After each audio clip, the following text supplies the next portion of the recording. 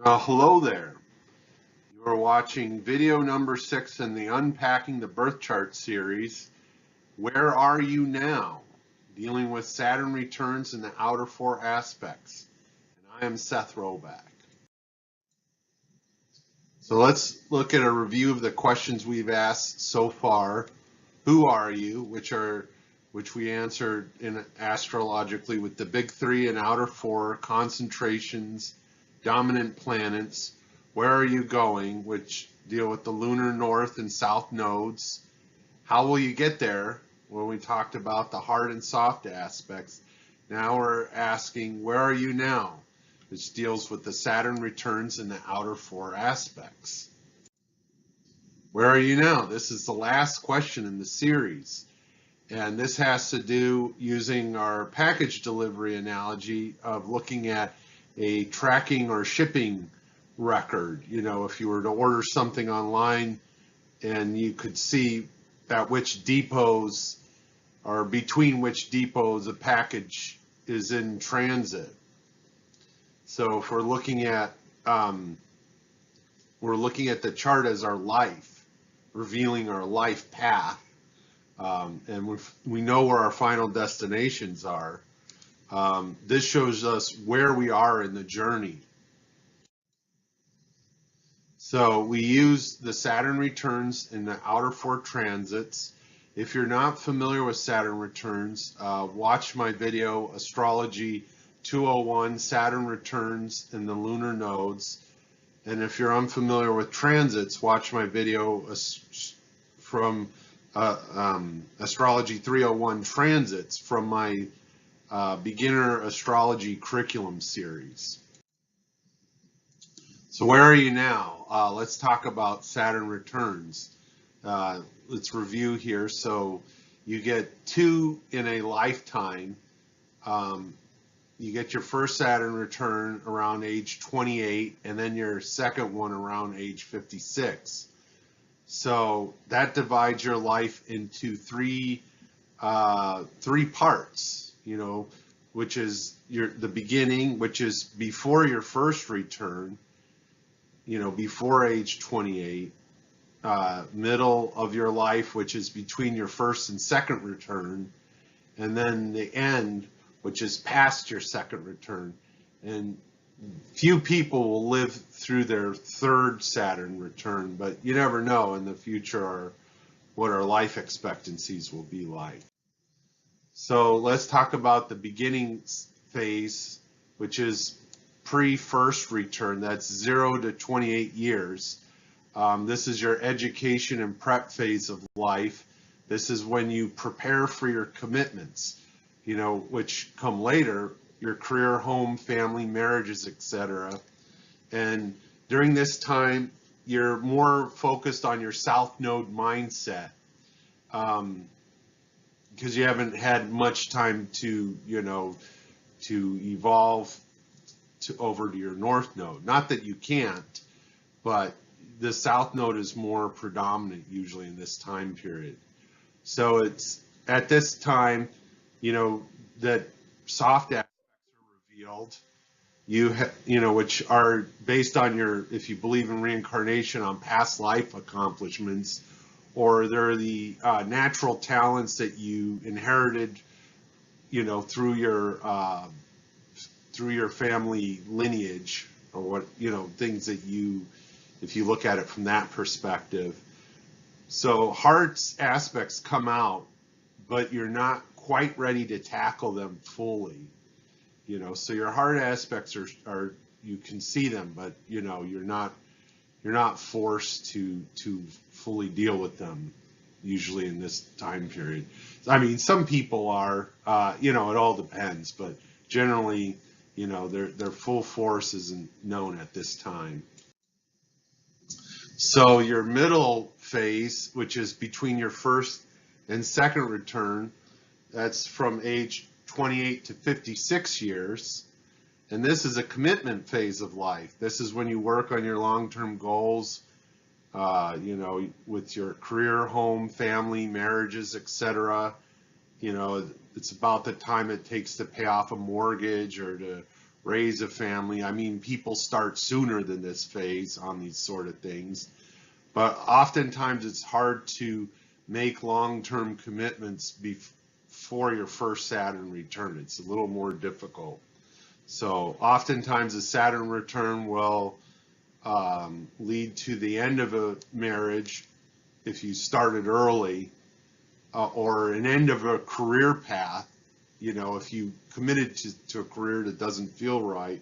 And it could also be the beginning of a marriage or a beginning of a career, you know, a beginning of things. It can be an end of things if you started too soon committing to things that you weren't ready for, or it could be the beginning of a commitment.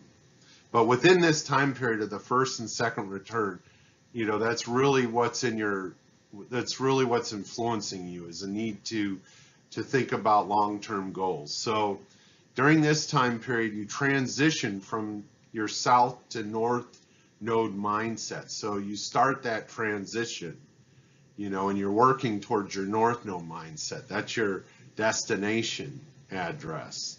And here, soft aspects help you to transform hard aspects. And it's at this time that you really feel like you're behind the 8 ball with hard aspects. You're kind of forced to deal with them. You know, they confront you. And so you need your soft aspects to help, you know, soften their blow, to help transform them, to shift it, you know, to shift them around, you know, to deal with them.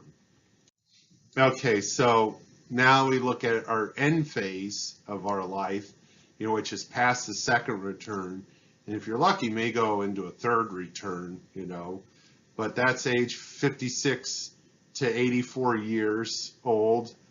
And, you know, it ends around, you know, this end phase, you know, when you approach your third Saturn return would be at when you have your first Uranus return. So those are kind of sync up in that way. This is considered a legacy phase of life. This is often when you review your life and pass down your heritage. Your north node mindset may regress back into your south node mindset, but by this time you know who you're to become, but you may find yourself kind of, you know, I think our life, we're constantly struggling to move towards our north node. It's, you know, but we oftentimes slip back into our south node. And I find that a lot with older people, that they might, you know, regress into a, you know, kind of what they struggle with their whole life. So this is the last chance to work on hard aspects, so that when you complete your life, you're ready to level up. You're ready to graduate to the next level, whatever that may be. So now let's look at answering the question, where are you now? We'll look at the outer 4 transits, which, you know, when you see here, I have the outer planets, Jupiter, Saturn, Uranus, Neptune, and Pluto. But I tend to focus more on Saturn, Uranus, Neptune, Pluto, because they move a little bit, they move slower. So looking at your Saturn transit, Saturn moves through the signs every 2.5 years, and every 28 years does a complete return. And, you know, we've talked about that before. And it has to do with discipline, organization, social order, social climbing. So often when you have your return, or you go through Saturn transits, they're not as hard as I think a lot of astrologers make them out to be. Basically, when Saturn transits come by, they tell you, have you done the work? Have you done the work that you needed to do? If you do, it rewards you. If you haven't, it makes you do the work, you know, so it makes you do what you need to do to succeed. When we look at the Uranus transit, that happens every 7 years that it's in a sign, and then 84 years to do a return. And Uranus is a liberating, freeing planet, but it can also create change and sometimes chaos. It can create new ideas. And through the Uranus transit, you can tap into the universal mind. Uranus was the god of the cosmos that gave birth, you know, through that was the originator, progenitor of all the creation on the earth in the Greek mythology. Neptune transits occur every 14 years per sign, and it takes 160 years to do a complete return. So a return would involve multiple generations of people. So it's not something you would see the impact of perhaps in one lifetime. It may be something that would happen over, you know, your children or your children's children. You know, you might see the impact of how Neptune affected you, you know, will be passed down through the generations. And Neptune has to do with karmic dissolution, redemption. So the dissolving, you know, Neptune ruled, was the god. What we typically think of Neptune as the god of the ocean and the sea. But Neptune also is known as a god of earthquakes and tidal waves and things like that. So liquefying things, dissolving them, sometimes dissolving barriers or boundaries, but sometimes dissolving structures or things that we cling to. Also dealing with redemption. I just read a really cool book by Liz Green, though she takes kind of a slant on Neptune that it's purely about redemption. I tend to think of Neptune as having more aspects than that, but you know, dealing with certain feelings of guilt or vulnerability, things like that are blind spots. So Neptune tends to reveal those blind spots and things like that. But also Neptune, to me, kind of expands out into the collective unconscious and has to do with dreams, visions. When you look at it collectively across, you know, when Neptune goes through the signs, it affects artistic and spiritual movements that occur across the planet. Whereas Uranus, oftentimes, when you look at it collectively, has to do with inventions and scientific discoveries, that sort of thing. So Neptune happens more from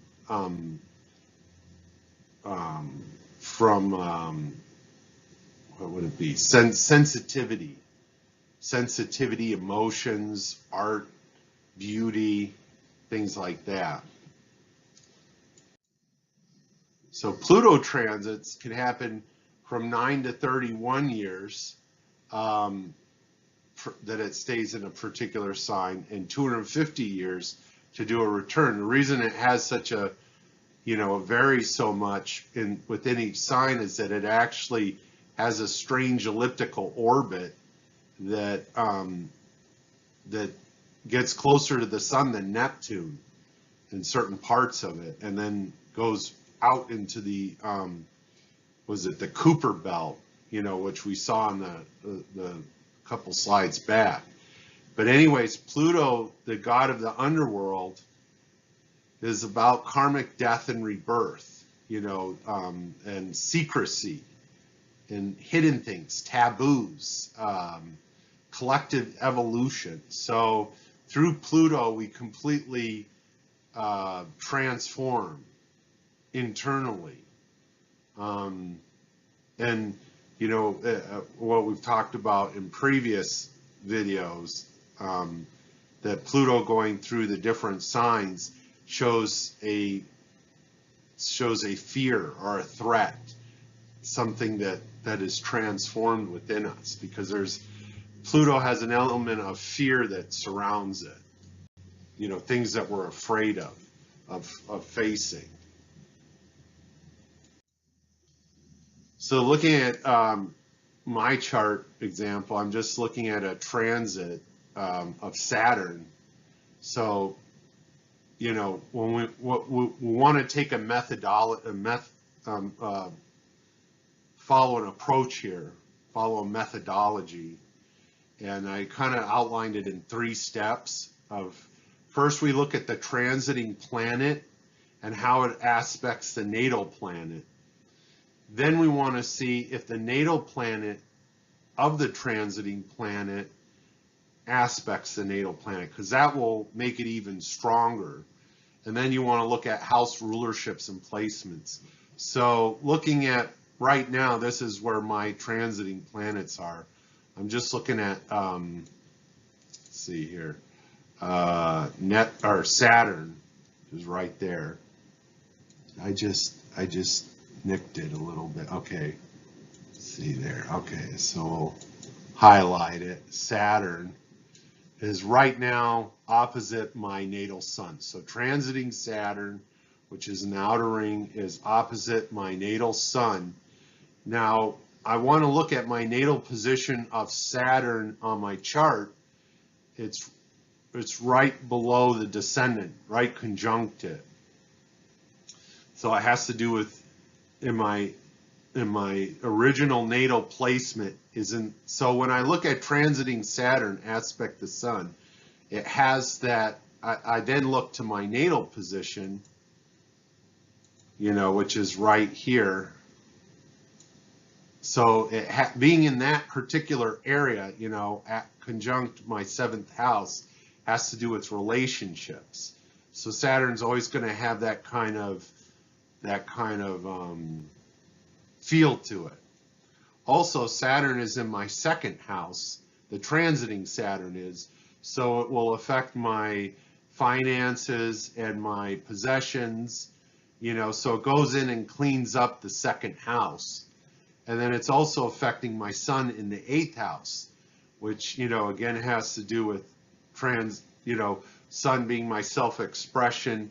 That now is not probably a time I have tremendous self-esteem, or I'm kind of cleaning up my sense of self and self-expression through my finances, through my relationships. When we look at the house that's ruled by Saturn in my chart, we got to look at Capricorn, which is the 2nd house. I mean, so it has to do with finances as well, because if you look at my 2nd house cusp, it's in Capricorn that's ruled by Saturn. Well, Saturn's in its rulership now. So again, finances, relationships, transformations, that sort of thing is going on now with Saturn. So now let's look at Uranus taking the same approach. So we first want to look at the transiting planet aspect to the natal planet. So Uranus is here, that's a transiting planet, and right now it's quintile, which is an easier relationship, you know, or a soft relationship, is aspecting the sun. So remember how we said Saturn was opposition the sun. So this is helping that out. This is kind of releasing some of the pressure off the sun, is I have Uranus quintile. So my sense of spontaneity and everything might make it a little bit easier. And then if you look at the sun, Uranus in my natal position of Uranus is square to my natal sun.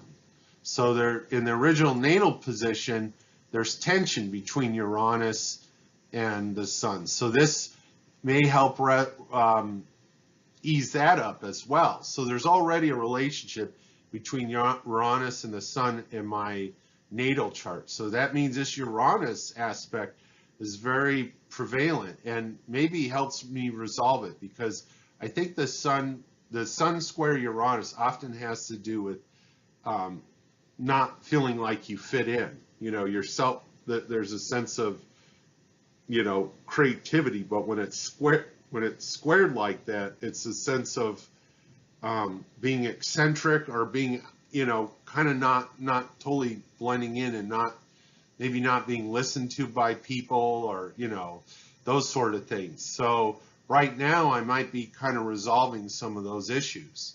So then when we look at what Uranus rules, which is Aquarius, ruling the third house, means that this is a good time for communication and that sort of thing. Uranus's placement in the natal chart is in the 10th house, which has to do with career. So it has that as well. And Uranus's transiting position is in the 5th house right here. So dealing with children, and inspiring their creativity and that sort of thing, which is obviously happening right now. So there's a lot going on with Saturn. Saturn's a big planet for me. I mean, not Saturn, I mean Uranus is a real big planet for me at this particular moment. So then now let's look at Neptune. Neptune right now is conjunct the Coli in its rulership of Pisces. So that has to do with home. And being a dissolving planet, it's dissolving the feeling of stability underneath my feet right now to some degree. But it's trine the moon here, which has to do, that's in the 12th house, that has to do with emotions. And so there's, when you put the moon and Neptune together, it has to do with sensitivity, compassion, sometimes artistic and psychic events happen. Intuition is very strong, especially since the moon is in the 12th house. So, that's how Neptune right now is affecting the 4th house. There. Okay, now we're looking at Pluto. So first let's look at Pluto. Transiting Pluto over here is opposition to Mercury, my natal Mercury, and also trine to the moon. So Neptune, so that kind of even strengthens what's going on with Neptune. We just talked about Neptune being trine the moon. Also you have Pluto here. Well, I guess that's sextile. I'm sorry. Neptune's trine the moon. Pluto is sextile the moon. And so that's going to put more emphasis on the moon. Both of those planets hitting the moon, which means there's an emotional transformation happening. And then look here, the moon's in Scorpio, which is ruled by Pluto, also rules the 12th house. So there is a lot going on emotionally in terms of transformation. Now, the natal position of Pluto is right here in the 10th house. And notice how it's both sextiled to Mercury as well as the moon. So this is in the natal chart already is connected with these planets. So that means it's really pronounced right now. There's a lot going on with Pluto. Pluto is opposition Mercury. So remember how we said, what was it? Saturn. Well, Saturn too is opposition Mercury. Or, well, yeah, or was that opposition the sun? Well, anyways, at some point it's going to be opposition Mercury as well. So there's a lot of pressure in terms of Mercury, and Mercury rules the 7th house, being ruling Gemini, in the 10th house. So a lot of pressure in terms of career and relationships. A lot going on there with this Pluto transit. The moon rules the 8th house, which has to do with transformation, and that sort of thing. And so it seems like there's some help, like there's tools that I have to help through these difficulties, happening in relationship and career. So yeah, major upheaval. But as you can see, Moon, Mercury, and Pluto form the sextile hat, and Pluto right now is hitting all sides of it. So it's really causing this sextile hat to be on fire right now. You know, I'm just drawing flames right here just to emphasize how it's triggering this. You know, very much so. And so anyways, we just went through the outer 4 planets, and you can kind of see how you first look at the transiting planet, how it aspects the natal planet. Then you want to look at where it is in the natal chart and see if it aspects the same planet. And then you want to look at house rulerships and placements to see how it's affecting those planets. How is it triggering those things? So what are our takeaways here? So we ask the question, where are you now? We look at the Saturn returns and the outer 4 transits. We want to, when we do a chart for someone, we want to see where are they in their Saturn cycle, you know, and that's how we're going to frame our reading for them.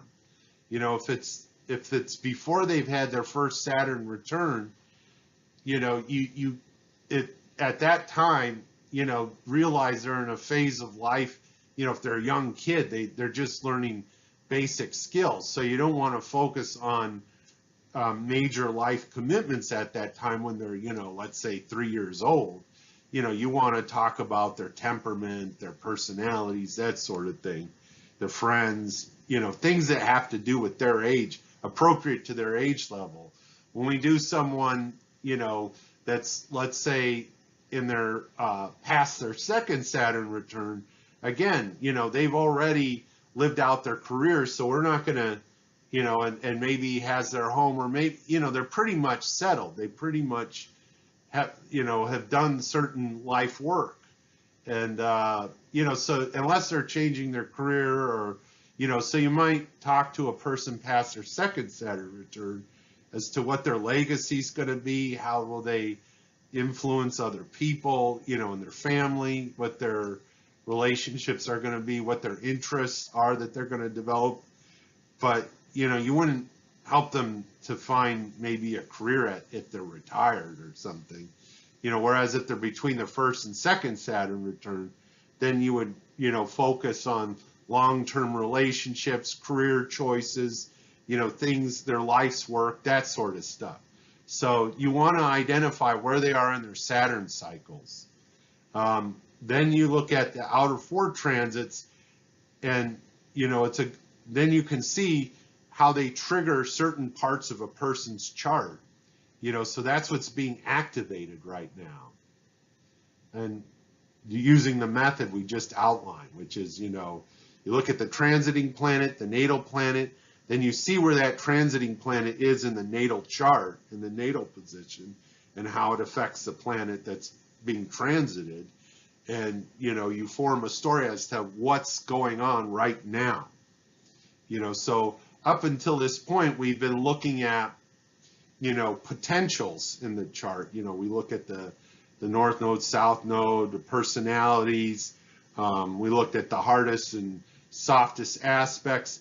You know, those are there, and we're aware of them, but this is like what's getting triggered right now. This is what's front and center of the person's awareness. And so, you know, so that's what we've looked at. So remember the natal aspects, you know, we're looking at the hardest and softest aspects and aspect patterns. Answer, how will you get there? This is where are you now? So this completes how to answer the 4 questions we just went through using astrology. Who are you? Where are you going?